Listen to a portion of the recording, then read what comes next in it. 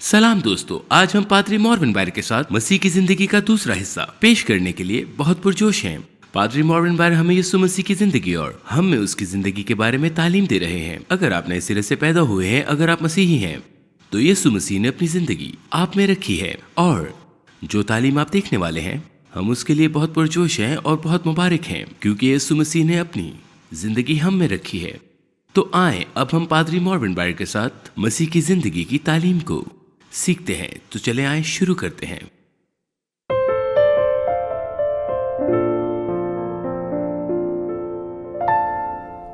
इब्रानियों की किताब उसका 4 बाब और 15वीं आयत। क्योंकि हमारा ऐसा सरदार काहिन नहीं जो हमारी कमजोरियों में हमारा मददगार ना हो सके, बल्कि वो सब बातों में हमारी तरह आजमाया गया तो भी बेगुनाह रहा। अपनी तैयारी में यीशु हर उस चीज से गुजरा जिसका हम कभी सामना करेंगे। वो तमाम बातों में आजमाया गया। उसको आजमाया गया जिसका यूनानी में हवाला दिया गया है। उसे आजमाया गया और उसका तजर्बा किया गया और वो हर उस चीज से गुजरा जिसका कभी हम सामना करेंगे। पौलुस रसूल 2 करंथी और उसका 1 बाब उसकी 3 और 9वीं आयत में कहता है कि हम दूसरों को तसल्ली नहीं दे पाएंगे जब तक कि हम खुद उन चीजों से गुजर ना जाएं, और ये कि हम उनको तसल्ली के साथ तसल्ली दे सकें जो हमें हमारी मुश्किलों, परेशानियों और आजमाइशों से मिली है। अगर हम उस बीमार शख्स को बताएं जो अस्पताल में है कि खुदा आपको शिफा दे सकता है और उस पर भरोसा करें, और वो कहे कि तुम कैसे जानते हो कि खुदा मुझे शिफा दे सकता है? जी हाँ, ऐसा मैं नहीं बल्कि बाइबल कहती है। वो बीमार आदमी नहीं है, वो नजरिया सुनने में दिलचस्पी नहीं रखता, लेकिन अगर वो पूछे कि तुम कैसे जानते हो, तो आप कहते हैं कि मैं बीमार था, मुझे भी यही हुआ था जो तुम्हें हुआ है, और खुदा ने मुझे शिफा बख्शी है। और अगर वो कहे कि मुझे और जानना है, यानी वो दिलचस्पी रखता है और जिंदगी में ऐसा ही है, और जो बाइबल कहती है मैं उस पर यकीन करता हूं, मगर लोगों को इतनी दिलचस्पी नहीं है। हाँ, लेकिन अगर हम कुछ चीजों से गुजर चुके हैं और हमें खुदा की तसल्ली, उसके जवाबात और उसकी हमदर्दी मिली है, तो फिर लोग सुनना चाहेंगे। उस दुख की मिकदार जिसका हमने तजर्बा किया है, उससे ये भी तय हो गया कि हम अब्दियत में खुदावन की कितनी कदर करते हैं। आप सब ने सल्वेशन आर्मी के बारे में सुना होगा। उसके बानी का नाम विलियम बूथ था, और उन चीजों में से एक ऐसी चीज जिसने विलियम बूथ की जिंदगी को एक अजीम तर अंदाज में देने की तरकीब दी, वो ये कि उसे जन्नत में ले जाया जाएगा, और आसमान पर उसने उनको खुदावन की दाढ़ी पर थूकते, नोचते, ठट्टे उड़ाते और कीलों पर और सलीब के दर्द में मुब्तला करते हुए देखा। और विलियम बूथ बहुत फिक्रमंद थे, क्योंकि उसने कोई हरकत महसूस नहीं की और ना ही हमदर्दी महसूस की। उसने कुछ महसूस नहीं किया, और फिर उसने पुकारा कि खुदावन मेरे साथ ये क्या हुआ है? मुझे हमदर्दी क्यों नहीं आती? मैं आपको जिस चीज से गुजरता हुआ देख रहा हूं, मैं मुतासिर क्यों नहीं हुआ? और फिर खुदावन ने उससे बात की और कहा, तूने मेरे लिए कुछ भी नहीं किया, कुछ भी नहीं। तुम नहीं समझते, तुमने कुछ नहीं सहा, तो फिर तुम कैसे समझोगे कि मुझे क्या तकलीफ हो रही है?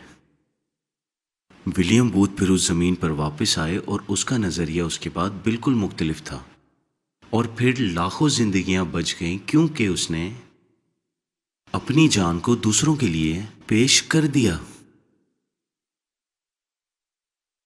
آپ کہہ سکتے ہیں کہ اس نے ان مسائل کا سامنا نہیں کیا جو میرے بھائیوں اور بہنوں کے ساتھ ہوا ہے۔ یوحنا کی انجیل 5واں باب اور اس کی 7ویں آیت۔ تصور کریں، اس کے 5 بہن بھائیوں نے اس کا مذاق اڑایا اور اسے مسترد کر دیا۔ یہ ناقابل فہم ہے۔ آپ کو ایسا لگتا ہے؟ یہ ایک اور طریقے سے ظاہر کرتا ہے کہ وہ کس حد تک چھپا ہوا تھا۔ اور مریم نے بھی بچوں کو نہیں بتایا کہ سنو بچوں، محتاط رہو، تم اس کے ساتھ ایسا سلوک کرتے ہو، وہ خدا ہے، تم خدا کے ساتھ رہ رہے ہو۔ نہیں نہیں، یہ کیسی خاندانی زندگی ہوتی؟ صحیح، اس نے نہیں بتایا، اور اس وقت تک وہ اپنی وزارت کے اختتام کے قریب تھا۔ اور پھر انہوں نے یوحنا اس کے 7ویں باب اور 5ویں آیت میں یسوع مسیح کو اپنے سے مسترد کر دیا۔ آپ کو شہرت ملی ہے، لیکن آپ کو ثابت کرنا ہوگا کہ یہ آیت یسوع مسیح کی مہربانی، رحم، حلیم اور عاجزی کا بھی بہت سے طریقوں سے شاندار انکشاف ہے۔ رحم کا، حلیمی کا، عاجزی کا ایک شاندار انکشاف ہے۔ کیا آپ اس بات کا تصور کر سکتے ہیں؟ یعقوب وہاں تھا اور وہ اس وقت اس کا مذاق اڑا رہا تھا، اور اس نے اپنے بھائی یعقوب کو یروشلم میں، جو اس نے اس وقت کلیسیا قائم کی، اس کا سربراہ منتخب کیا۔ اس کا بھائی یعقوب وہی ہے جس نے یعقوب کی کتاب لکھی، اور وہ یہ کہہ کر شروع نہیں کرتا کہ یعقوب جو یسوع مسیح کا بھائی ہے، میں اس کے ساتھ پلا بڑا ہوں، میں اس کے بارے میں سب جانتا ہوں۔ مجھے یقین ہے کہ وہ اس کا ذکر کرتے ہوئے بھی شرمندہ تھا، یعقوب جو یسوع مسیح کا خادم تھا۔ جب اس کے بھائی نے اس کا مذاق اڑایا تو خداوند کی طرف سے کتنی عاجزی، مہربانی اور نرمی تھی، اور پھر بھی وہ اسے یروشلم میں جو کلیسیا قائم کی تھی اس کا سربراہ منتخب کیا۔ یہ کتنے رحم دل خدا کی خدمت کرتے ہیں، اور یہ ہمارے لیے ایک امید ہے۔ امید ہے، آمین۔ آئیے زبور 41 دیکھیں۔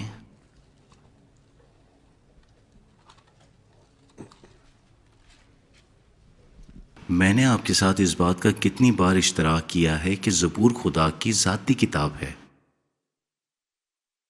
آپ میں سے کچھ نے کہا ہوگا کہ مجھے اس کے ثبوت کی ضرورت ہوگی۔ چلے میں آپ کو کچھ ثبوت دیتا ہوں۔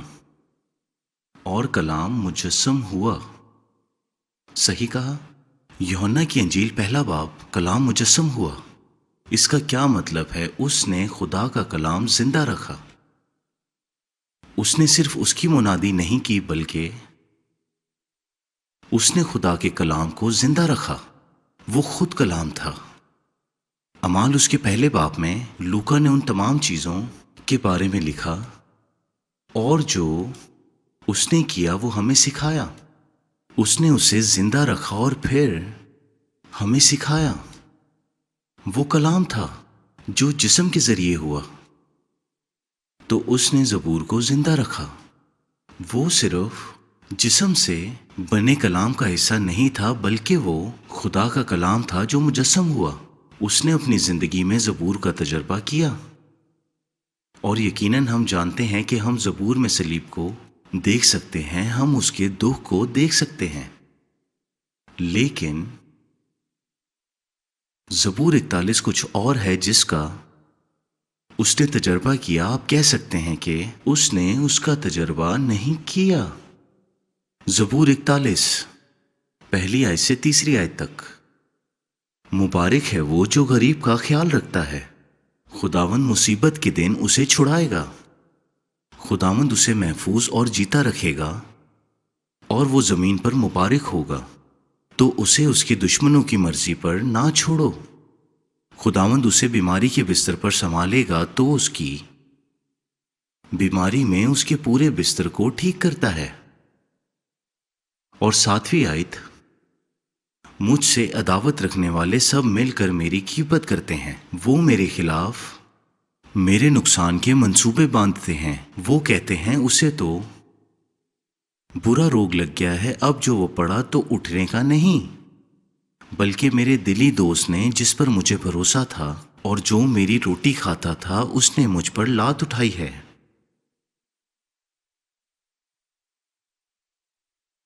اس نے اسے زندہ رکھا۔ ہاں، یسوع ناصری بیماری سے گزرا۔ اس نے اپنے جسم میں ہر چیز کا تجربہ کیا جو آپ نے کبھی اپنے جسم پر تجربہ کیا ہے۔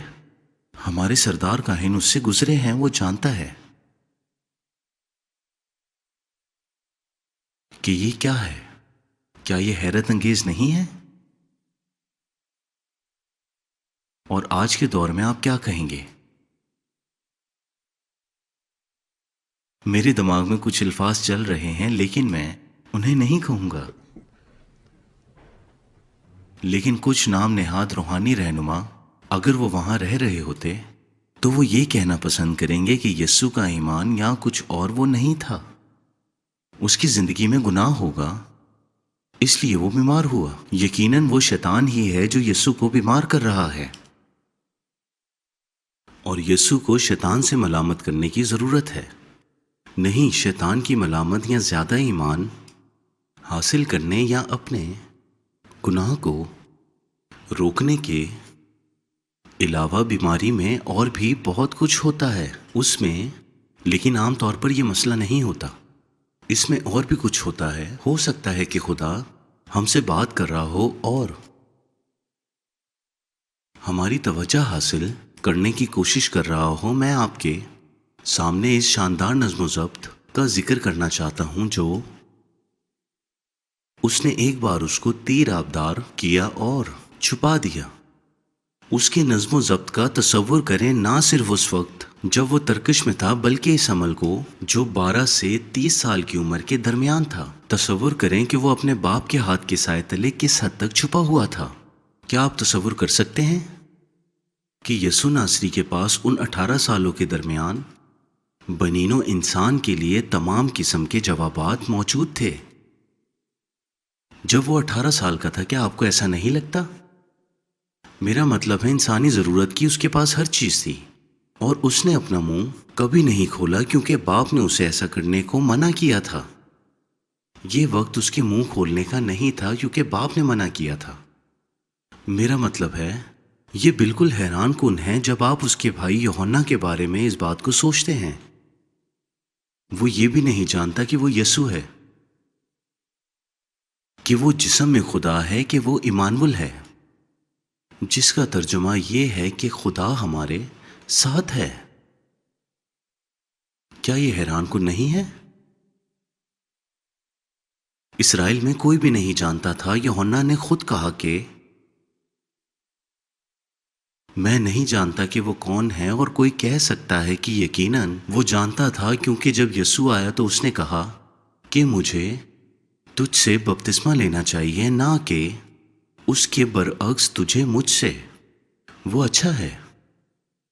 یوحنا عاجز ہے، یقیناً وہ کہے گا کہ تجھے مجھ کو بپتسمہ دینا چاہیے۔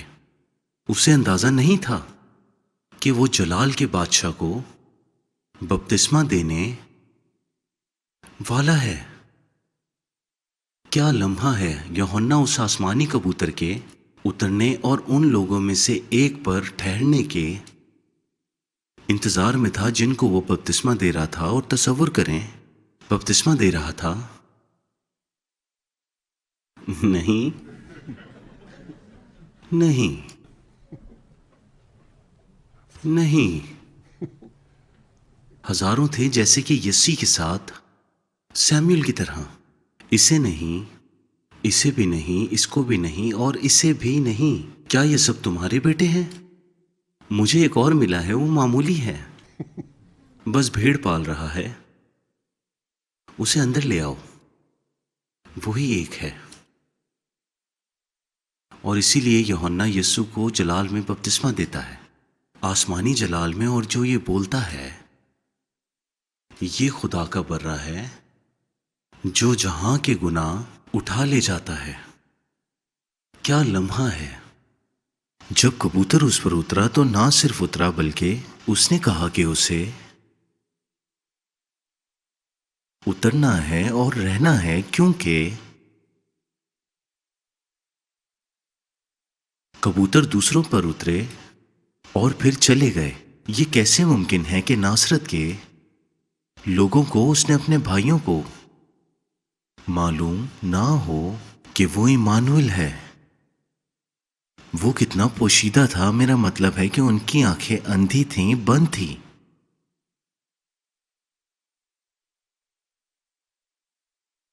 تصور کریں کہ ناصرت کے لوگوں کو یہ یقین نہیں آتا تھا کہ وہ بات کر سکتا ہے۔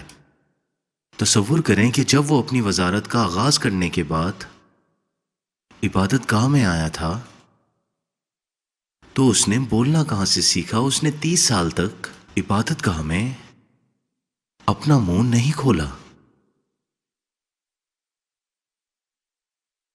کم از کم 18 سال تک۔ اگر آپ اس نظم و ضبط کا تھوڑا سا تجربہ کرنا چاہتے ہیں تو دیکھیں کہ یسوع نے ظاہر کیا تھا۔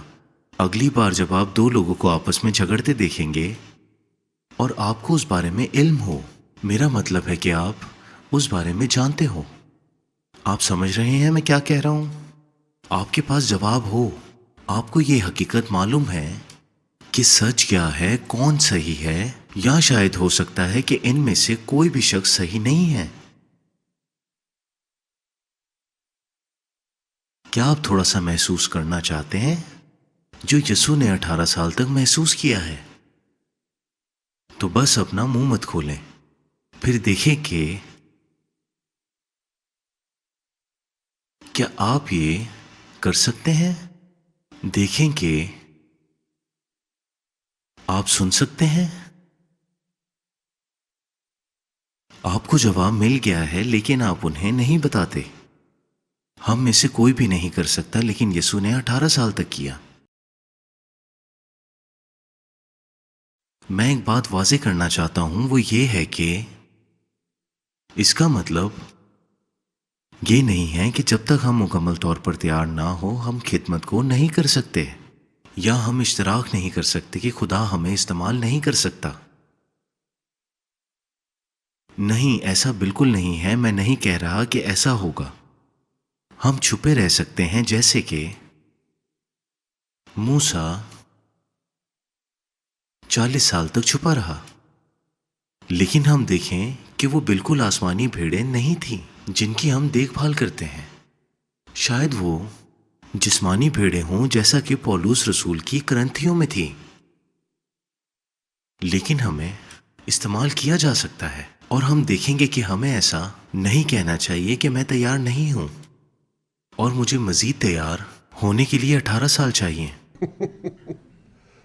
ایسا نہیں ہے، خدا ہمیں استعمال کر سکتا ہے، اور مجھے لگتا ہے کہ لوگ ایسا کرنے کے لیے دیوانے تھے، لیکن وہ پہلا گرجا گھر جہاں خدمت کی تھی میں 22 سال کا تھا۔ یہ اچھا خیال نہیں ہے، لیکن خدا ہمیں استعمال کر سکتا ہے۔ تو روحانی نہ بنے یہ کہنے کے لیے کہ پادری صاحب نہیں، آپ کو اپنے لباس سے روحانی بننے کی ضرورت نہیں ہے کہ میرے لیے ایک عظیم وزارت ہے جو نیچے آ رہی ہے اور مجھے اگلے 18 سال تک چھپے رہنا ہے۔ میں یسوع جیسا بننا چاہتا ہوں، اور وہ کہتے ہیں فکر مت کرو، تم چھپے رہو۔ اور چلیں ایک اور موضوع جس پر ہم یسوع کی زندگی پر غور کریں گے، اس کا پیش رو۔ یوحنا بپتسمہ دینے والا جو اس کا پیش رو ہے اور جو اس کے آگے آگے چلا اور اس نے اس کے لیے راستہ تیار کیا۔ اب یہ سنیں کیونکہ یہ بہت اہم ہے، اور پورا نیا عہد نامہ لوکا اس کے پہلے باب سے نکلا ہے۔ ذرا غور فرمائیے اس بات پہ کہ پورا کا پورا نیا عہد نامہ لوکا پہلے باب سے نکلا ہے۔ लूका की अंजील पहला बाब और उसकी 8वीं से 9वीं आयत। और जब वो खुदावन के हजूर में अपनी फरीक की बारी पर कहानत का काम अंजाम देता था, तो ऐसा हुआ कि कहानत के दस्तूर के मुताबिक उसके नाम का कुर्रा निकला कि वो खुदावन के मकदस में जाकर खुशबू को जलाए। और जब जिब्राइल नमूदार हुआ तो जकरिया खुशबू जला रहा था, और उसने यूहन्ना बपतिस्मा देने वाले की पैदाइश और उसकी बीवी अलीशा के जरिए होने का ऐलान किया।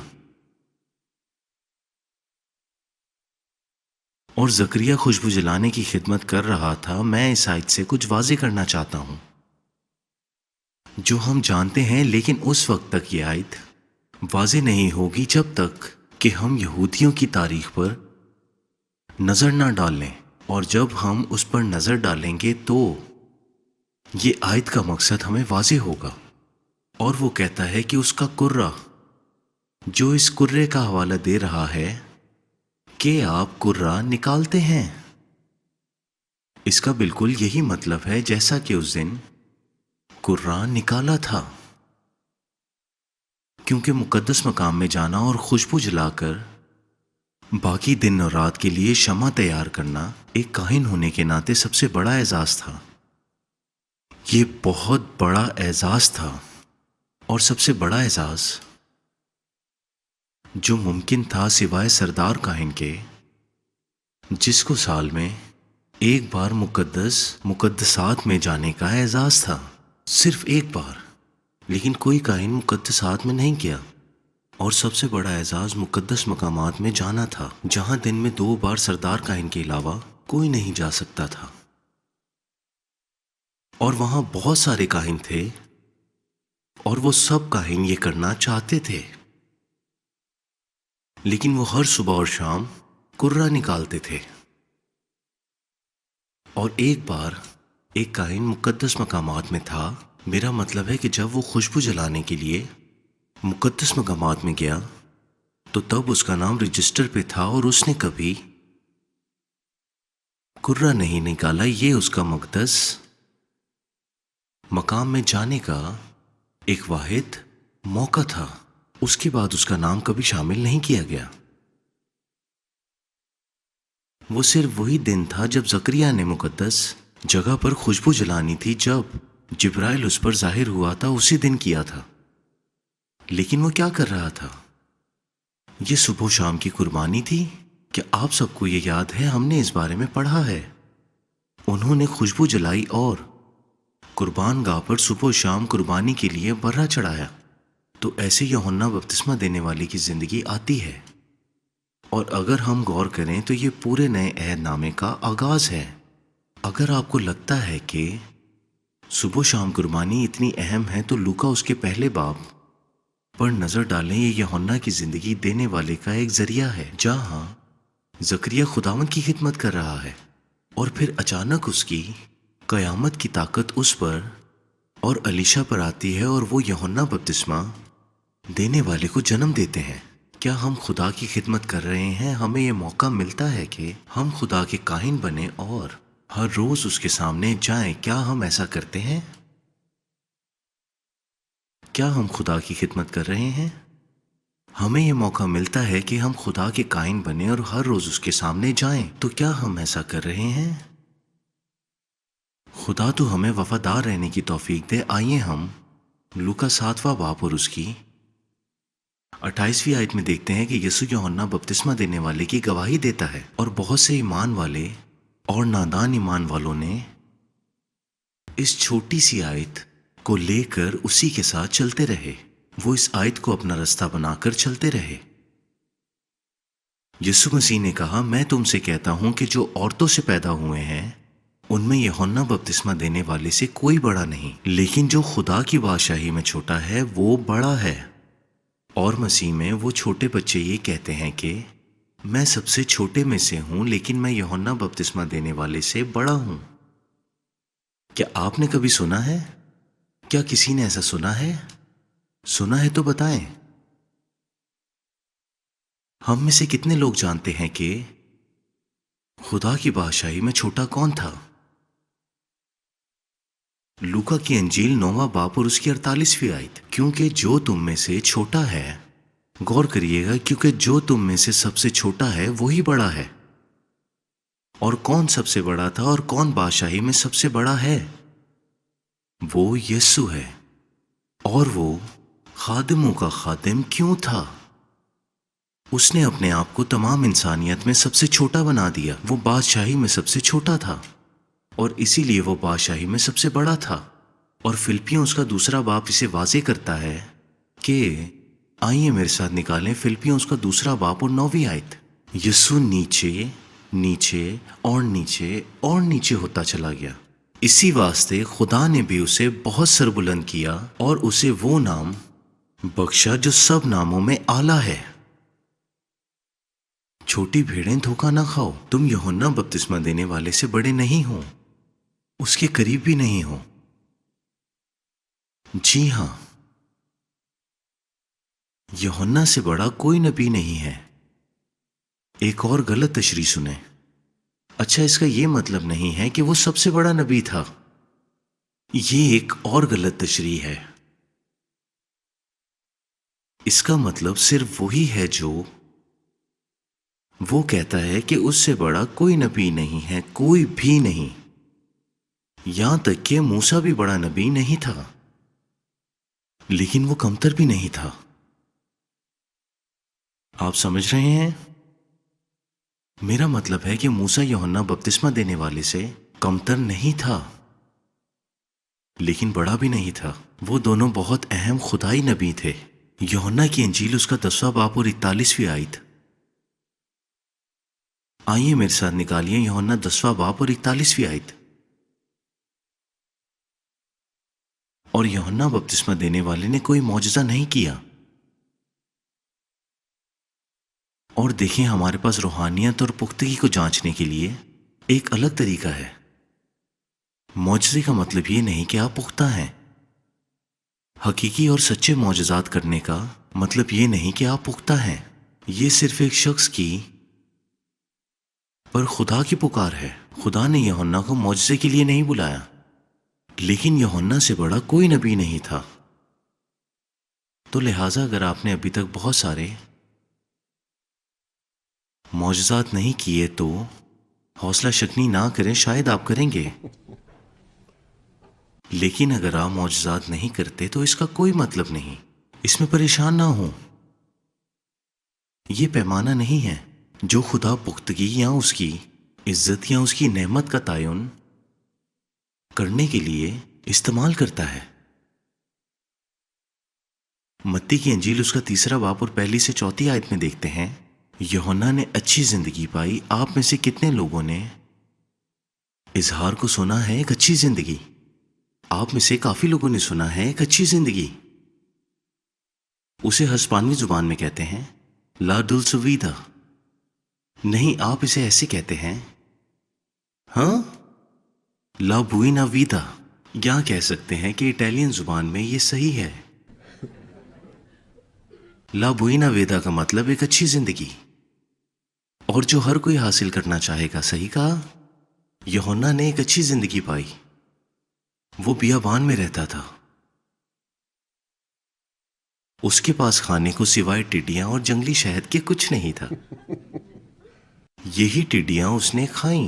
क्या आप जानते हैं कि अगर आपको कभी कहत पड़ जाए तो टिड्डियां खा सकते हैं? और ये टिड्डियां एक साफ कीड़े हैं। बाइबल पुराने अहदनामे में ये वाजे करती है कि ये एक वाहिद कीड़ा है जो साफ है। लेकिन मेरी बीवी को ये अच्छी नहीं लगती। मेरा मतलब तली हुई नहीं, बल्कि टिड्डी। मेरा मतलब है कि ये सब मरतज़ जड़ी बूटियां हैं। वो जो खाती है वो जड़ी बूटियां हैं। लिहाजा ये सिर्फ एक मरतज़ जड़ी बूटियां हैं, तो आप इसे खा सकते हैं। और यहां कुछ लोग कह रहे हैं नहीं, बिल्कुल नहीं। ठीक है, आपको अभी तक कहत नहीं पड़ा। ठीक है, आपने वो जिंदगी नहीं पाई जो यूहन्ना ने पाई थी। खाने को टिड्डियां और शहद था। उसके पास ऊंट के बालों का लिबास पहने हुए और चमड़े का पटका जो वो अपनी कमर से बांधे रखता था। उसके अलावा اس کے پاس کچھ پہننے کو نہیں تھا. اس کی زندگی بالکل سادہ تھی کیونکہ وہ بیابان میں رہتا تھا. اس کے پاس نہانے کو بھی نہیں تھا, گرم پانی کرنے کو بھی کچھ نہیں تھا, بجلی بھی نہیں تھی, انٹرنیٹ بھی نہیں تھا. اس کے پاس فون بھی نہیں تھا, اور تصور کریں کہ اس کے پاس موم بتی کے علاوہ کچھ بھی نہیں تھا. اس دنیا میں اس سے بہتر اور کیا چیز ہو سکتی تھی کہ ہم دن رات خدا سے مستقل رابطے میں تھے, ہجوم سے دور, اور اس سے بھی بہت دور, جسے آج کل کے دور میں وزارتی کامیابی کہتے ہیں. بادشاہوں کے بادشاہ کے ساتھ رہنے سے بہتر اور کیا ہو سکتا ہے؟ یہ وہ اچھی زندگی ہے جو اس نے پائی. کیا ہمارے پاس ایسا کوئی ہے؟ خدایا ہماری مدد کر, مدد فرما, مدد کر. میرا مطلب یہ نہیں کہ ہم زندگی میں کچھ نہیں کرتے, مطلب یہ نہیں کہ ہم سست ہیں یا ہم پیچھے ہیں, بلکہ اس کا مطلب صرف اس اکیلے کے لیے زندہ رہتے ہیں اور ہم اسے سننے اور اس کے حکم ماننے کا انتخاب کرتے ہیں. جو وہ چاہتا ہے مسلسل کرتے رہیں. آمین. یہ سستی نہیں ہوگی کیونکہ خدا کبھی بھی سست لوگوں کا انتخاب نہیں کرتا. آپ سست نہیں ہیں.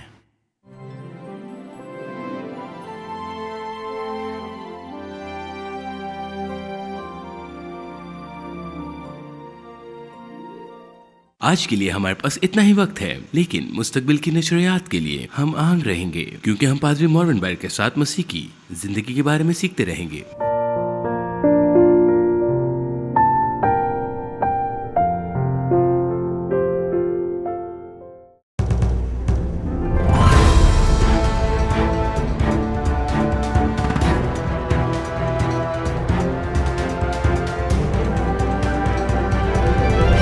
You are watching Shine Star TV. Be the light.